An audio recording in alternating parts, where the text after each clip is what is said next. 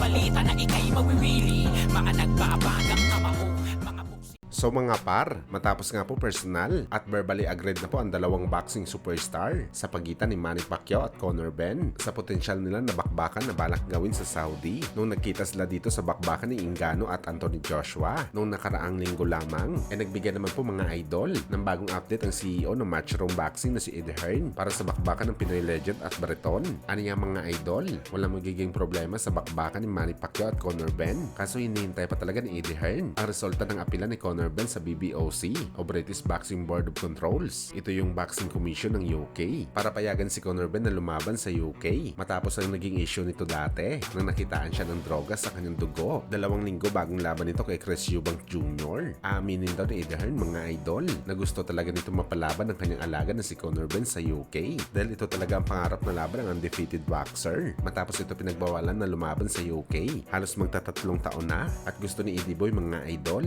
na ang comeback fight ni Conor Benn sa UK makakalaban niya dito ang ating pambansang hamaw Manny Pacquiao. Well, kumpara naman sa atin mga idol, pabor naman talaga tayo sa gustong mangyari ni Eddie Hearn na mas mabuti sa UK gaganapin ang laban ng dalawang boxing superstar kaysa mangyari ito sa Saudi. Napag-alaman kasi natin mga idol na mas priority talaga ng mga Saudi boxing promoter na ang maglalaban sa kanilang lugar ay mga heavyweight bout lamang muna dahil nga bago pa lang sila at pinapalakas pa nila ang sports ng suntukan sa kanilang bansa. Kaya ang bakbakan ni Conor Benn at Manny Pacquiao sa Saudi kailangan talaga na matinding kapit para maikasa dito. Samantala kung sa United Kingdom naman mga idol, gagawin ng laban ni Pacquiao at Conor Benn hindi na sila magkakaroon ng problema para ipromote ang laban dahil malaki talaga ang fanbase ni Conor Benn dito dahil sa kanyang lugar ito mismo. At isa pa mga idol, hanggang sa ngayon si Pacquiao hindi naman nagpapahuli. Marami pa naman siya fanbase sa UK lalo na noong naging laban nito kay Ricky Hatton na dati isang number 1 British boxing superstar. Siguradong kikita na malaki ang laban. Kaya abangan na lang natin to mga idol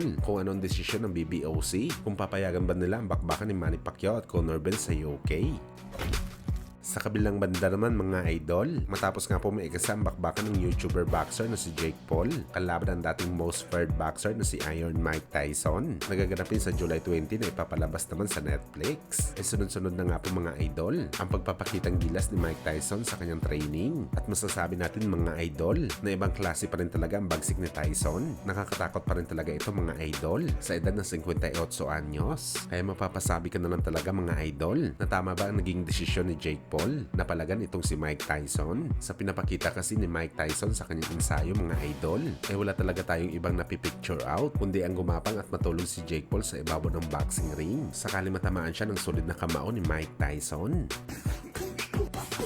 1, 2, 3, 4. Day 2, we're getting ready for you.